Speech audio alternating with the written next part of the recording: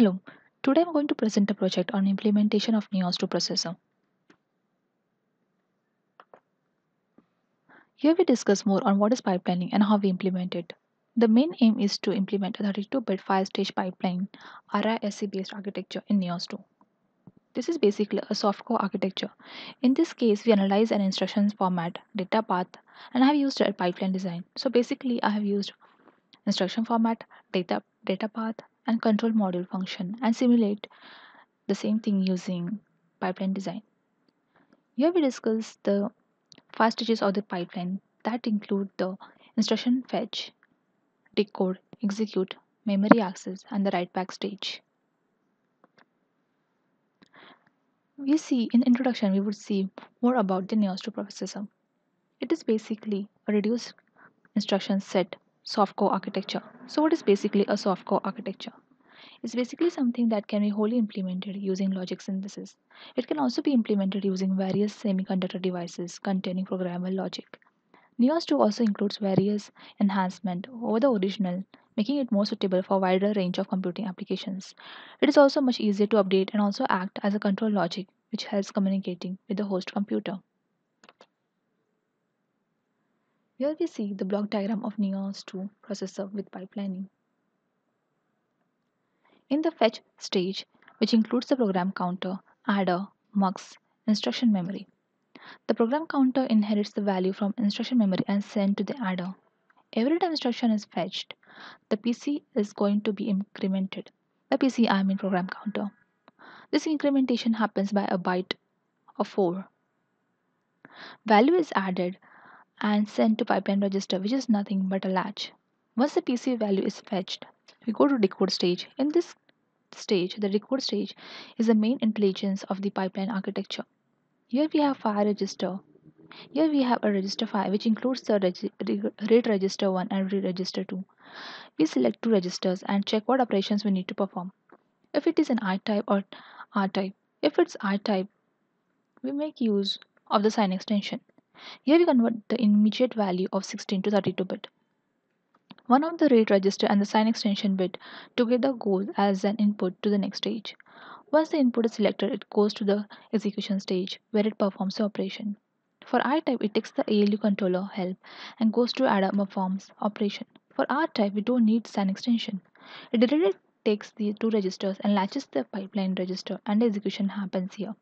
Once execution happens, it goes to the data memory. If it's a load instruction, for instance, it reads the information from memory. Once memory is read, MUX selects 0 or 1.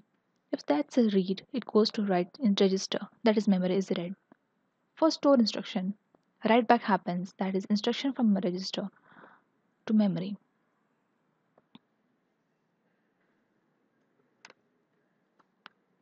Now we see the dot vector program. Move IA is a pseudo instruction. It is used to simplify the way it's being explained. It reduces the number of instructions and explain the instruction.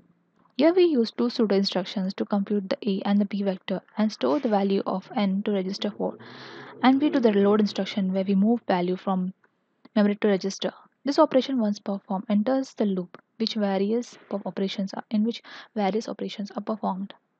The value of n is going to be decremented after every instruction. At the end of the loop, it's going to store the value of R5 in dot product of R2. If it doesn't work, it loops back till value of n becomes 0. Once it becomes 0, branch stops. Now why pipelining? It's for the concurrency which is being obtained. Once the segment completes the operation, it passes the next instruction and immediately fetches the next operation without depending on anything else.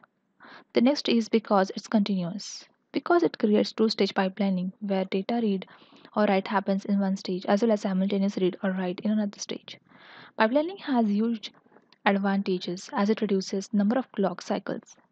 Many instructions once fetched and moved to next stage. The next stage is immediately fetched by the program counter. So the program counter doesn't rest until all the stages are completed.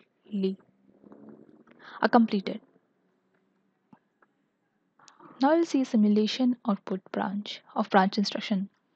We can see the program counter value and can say for sure that the branch instruction has happened and is taken into consideration.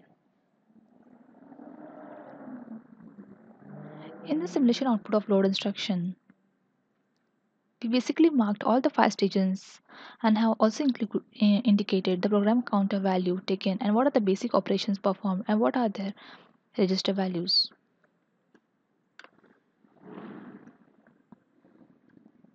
In the stored instruction of simulation, we indicate the final value, that is how we got it and how the value is being stored by passing through all the stages and how it returned finally.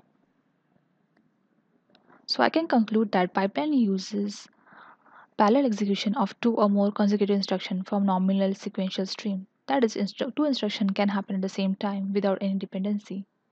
Also, processor can work on high frequency with higher throughput as compared to a processor with no pipelining. Thank you.